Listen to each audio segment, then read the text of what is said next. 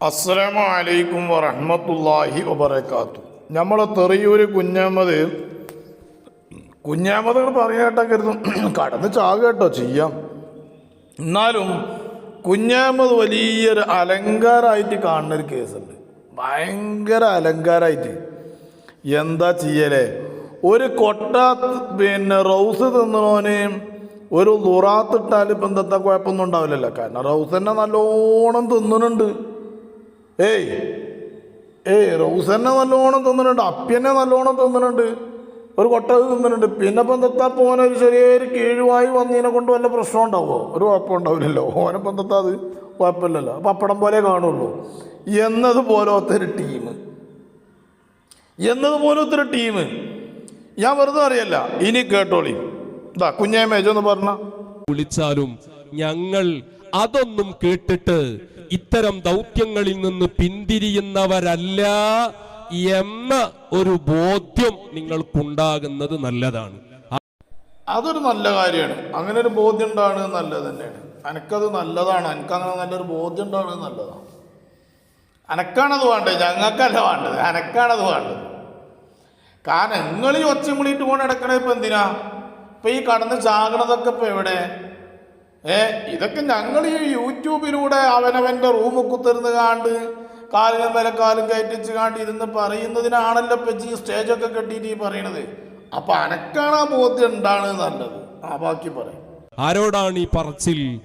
എന്ത് വിഷയം വരുമ്പോഴും നേരത്തെ നിങ്ങൾ കേട്ടില്ലേ, അടുപ്പിൻ കല്ലുകൾ. അതെ, ഈ അടുപ്പിൻ കല്ലുകൾ ആറുകില്ല. ഇതിൽ കൃത്യമായി ആ അടുപ്പിൻ കല്ലുകളിൽ വെച്ച് വേവിച്ചെടുത്തുകൊണ്ടിരിക്കുന്നുണ്ട്. നിങ്ങളെ ആശയാദർശങ്ങളെ മുച്ചൂടും ഇവിടെ കൃത്യമായ രൂപത്തിൽ ഇവിടെ വേവിച്ച് അത് കൃത്യമായി നിങ്ങൾ അതിൽ കിടന്ന് വെന്തുരുകുന്നുണ്ട്. കണ്ടില്ല നിങ്ങള്? അടുപ്പും കല്ല് എന്ന് പറഞ്ഞത് ഒരു അലങ്കാരമായിട്ട് കാണും. അടുപ്പും കല്ലുകൾ എന്ന് പറഞ്ഞത് അതേ ആ അടുപ്പും കല്ലുകൾ തന്നെയാണ് ഞങ്ങൾ ആ അടുപ്പും കല്ലിൽ നിങ്ങളെ വെച്ചുകൊണ്ട് വേവിക്കുന്നുണ്ട്, നിങ്ങൾ വെന്തുരുകുന്നുണ്ട്. ഓൻ്റെ ഒരു ആഗ്രഹം നോക്കണം കേട്ടോ, ഓൻ്റെ ഒരു ആഗ്രഹം നോക്കണം. വല്ലാത്ത ആഗ്രഹം കേട്ടോ എനിക്ക്. വല്ലാത്ത ആഗ്രഹം. എൻ്റെ ആഗ്രഹം കൊള്ളാം, അത് തിരക്കടില്ലാത്ത ആഗ്രഹം. പണ്ട് എർലാടി പറഞ്ഞൊരു കഥ ഞാൻ പറഞ്ഞല്ലോ. ആലിൻ്റെ കൊമ്പ് വില ഉണ്ടെങ്കിൽ ഞാൻ ആനനെയും കൊണ്ടുപോകുമെന്ന് പറഞ്ഞല്ലോ. അത് കൊണ്ടുപോയിക്കാണ്ട് ഇരുത്താൻ മാത്രം വില ഇല്ലാത്തത് കൊണ്ടാണ് ഞാൻ ആനനെ കൊണ്ടുപോകാത്തത്. ആരാ അറിയണറിയോ? എർലാടിൻ്റെ ചെറിയ കുട്ടി കാക്കക്കുയിലേ എന്നതുപോലത്തെ ഡയലോഗ് ഇങ്ങനെ പറയട്ടോ. അതിൽ നിങ്ങൾ ബന്ധുരുകുന്നുണ്ട്. ഇനിയോ ബാക്കി. ഇപ്പൊ ഞങ്ങളെ മൂന്നാളാണ് എന്ന് പറഞ്ഞിട്ട് നിങ്ങളിപ്പോ വലിയ കെങ്കേമായിട്ട് രാഷ്ട്രീയക്കാരെ പിന്തുണക്കുന്നുണ്ട് എന്ന് പറഞ്ഞിട്ട് നടത്തിയൊരു യാത്ര ഉണ്ടല്ലോ, അതിലിപ്പോ നിങ്ങൾ മൂന്നാളാണല്ലോ ഉള്ളത്. ഒരു കാര്യം പൊട്ടം പറയണോക്കാണ്, ഞങ്ങൾ മൂന്നാളെന്നാണല്ലോ നിങ്ങൾ പറഞ്ഞത്. എന്നാൽ നിങ്ങളിപ്പോൾ ഒരു യാത്ര നടത്തിയില്ലേ, ആ യാത്രയിൽ നിങ്ങൾ മൂന്നാൾ തന്നെ ഉള്ളൂ. ഈ സ്കൂളിൽ നിന്നൊക്കെ ഉണ്ടല്ലേ കുട്ടികൾ തല്ലുവിടുമല്ലോ. ഞാൻ അങ്ങനെ ചിന്തിക്കുക, 1990-കളിലൊക്കെ ഈ സ്കൂൾക്ക് പോയിരുന്ന കാലഘട്ടത്തിൽ അന്നൊക്കെ ഈ സ്കൂളിൽ പോകുമ്പോൾ പിന്നെ ഈ ഇതിടുമല്ലോ, നമ്മൾ അങ്ങോട്ടും ഇങ്ങോട്ടും ടീമിടുമ്പോൾ അന്നൊക്കെ ഇങ്ങനെ പറഞ്ഞിരുന്ന രസങ്ങളിങ്ങനെ വരിക. ഇവൻ്റെ ഈ ഇത് കേൾക്കുമ്പോൾ കുട്ടികൾ നമ്മൾ തല്ലുവിടണേ അതിങ്ങനെ വരിക. ഞങ്ങൾ മൂന്നാളുള്ള പറഞ്ഞാൽ നിങ്ങൾ മൂന്നാൾ തന്നെയല്ലേ ഉള്ളൂ, നിങ്ങൾ കേരള യാത്ര നടത്തിയിട്ട് ഓൻ്റെ എന്താപ്പത് കഥ? ഓനെന്നെ ചിരി തരുന്നുണ്ട്. ഞാൻ ഈ പറയുന്നത് പൊട്ടപ്പോയത്തങ്ങളാണല്ലോ എന്നല്ലേ എനിക്ക്. ഞങ്ങള് മൂന്നാളുള്ളൂ എന്നാ പറഞ്ഞു. നിങ്ങളോ? നിങ്ങളും മൂന്നാളെന്നല്ലേ? നിങ്ങളും മൂന്നാളെന്നല്ലേ ഉള്ളൂ. ഞങ്ങൾ മൂന്നാളെന്ന് പറഞ്ഞാൽ നിങ്ങളും മൂന്നാളെന്നല്ലേ ഉള്ളൂ. ഇനി ബാക്കി പറയട്ടോ. നിങ്ങൾ അടുപ്പിൻകല്ല് എന്ന് പറയാൻ പറ്റൂല. അതൊക്കെ ആൺകുട്ടികൾക്ക് പറയണ പേരല്ലേ അതൊക്കെ. അത് നല്ല ഉഷാറായിക്കണേ. ഏതായാലും അത് നല്ല ഉഷാറായിക്കണം. നിങ്ങൾക്ക് അടുപ്പും കല്ല് എന്ന് പറയാൻ പറ്റൂല. ആൺകുട്ടിയൊക്കെ പറയുന്ന പേരാണ് അത്. ആൺകുട്ടിയൊക്കെ പറയുന്ന പേരാണ് അടുപ്പും കല്ല് എന്ന് പറയുന്നത്. അത് ആൺകുട്ടിയാൾക്ക് പറയുന്ന പേരാണ്, നിങ്ങൾക്ക് പറയാൻ പറ്റൂല, അത് ആൺകുട്ടിയാൾക്ക് പറയുന്ന പേരാണ്. അപ്പൊ അടുപ്പങ്കല്ലിൽ നിന്ന് കിട്ടിയ പേര് ആ നമ്മളിട്ട പേരാണ്. അടുപ്പങ്കല്ലിൽ നിന്ന് നമ്മളിട്ട പേരാണ്. അപ്പൊ അത് ആൺകുട്ടിയാൾക്ക് ഇട്ട പേരാണ്. എന്താ റബ്ബുൽ ആലമീനായ തമ്പുരാനെ, അതാ ഞാൻ പറഞ്ഞതേ, ഇവനെ അലങ്കാരായിട്ട് കാണുക. ഇതൊക്കെ ഭയങ്കര രസം. എടാ കുഞ്ഞേമതേ, അന്നെ 8-10 കൊല്ലം പഠിപ്പിച്ച ആ വളപുരം കാസിം മന്നാൻ ഇത് കേൾക്കുന്നുണ്ടാവും. പാവം. ഏതോ ഒരു പാവപ്പെട്ട കുടുംബത്തിൽ നിന്ന് വന്നൊരു ചെറിയ കുട്ടിയാണെന്ന് പറഞ്ഞുകാണ്ട് അയാൾ എന്നെ അവിടെ എടുത്ത് 8-10 കൊല്ലം അവിടെ ഓതിപ്പടിച്ച പാവപ്പെട്ട ഒരു ചങ്ങായിൻ്റെ പേരിൽ നിന്ന് ചോറും പേച്ചുകാണ്ട് എന്നിട്ടിപ്പോൾ പുറത്തിറങ്ങി കുറേ കാലം സുന്നത്തമായത്തിന് വേണ്ടി കൊണ്ട് പ്രവർത്തിച്ച് ഇപ്പൊ അനക്ക് തോന്നിയ മാതിരി ഉസ്താദ് പ്രശ്നമല്ല കാസിം മന്നാനി പാവം. അദ്ദേഹം എത്രയോ കാലങ്ങളായി വളപുരത്ത് ദർശനത്തിന്. ഞാൻ ആ വളപുരം തലാഖിൻ്റെ സമയത്ത് അവിടെ ഒരു കാതി ഉണ്ടായിരുന്നു. അയാൾക്കുള്ള കാലത്ത് കണ്ടതാണ്. ഇപ്പോഴും അവിടെ തന്നെയാണെന്നാണ് എൻ്റെ അറിവ്.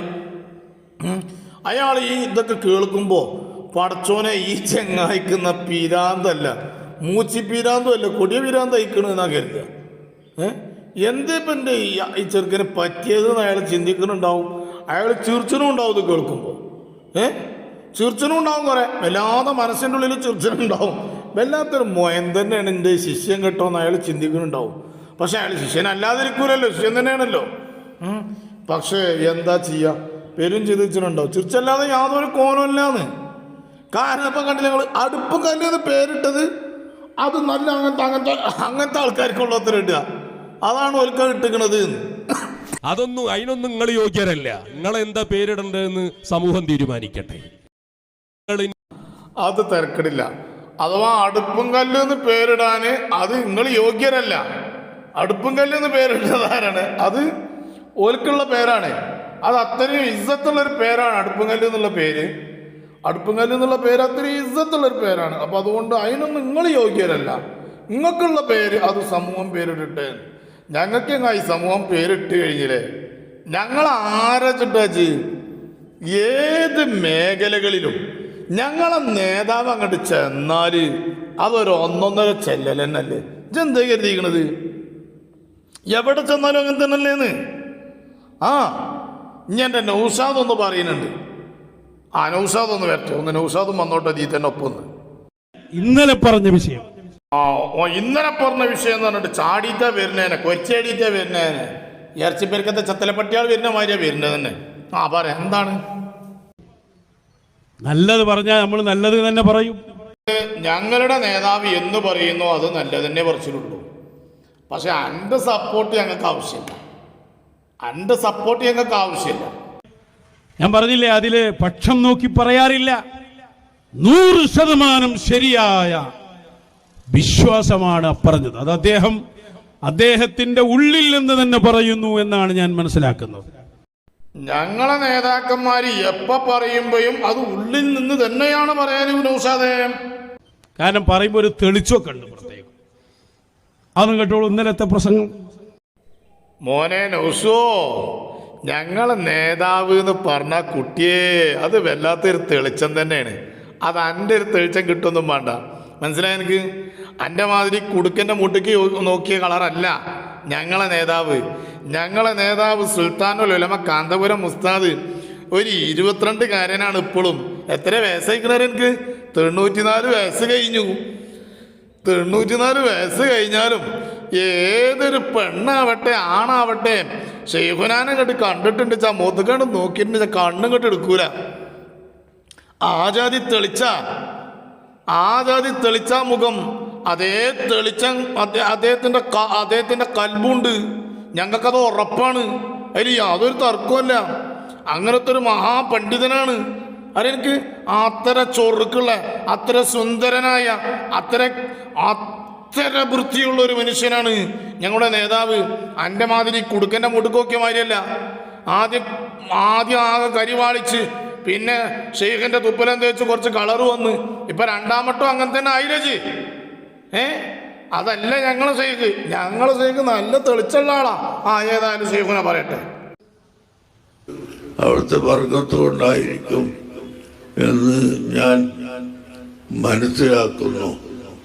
ഏതായാലും ബഹുമാനപ്പെട്ട ഹാജ തങ്ങൾ ഒരുപാട് ആളുകളെ അവിടുത്തെ കറാമത്ത് കൊണ്ട് തൗഹീദിലേക്ക്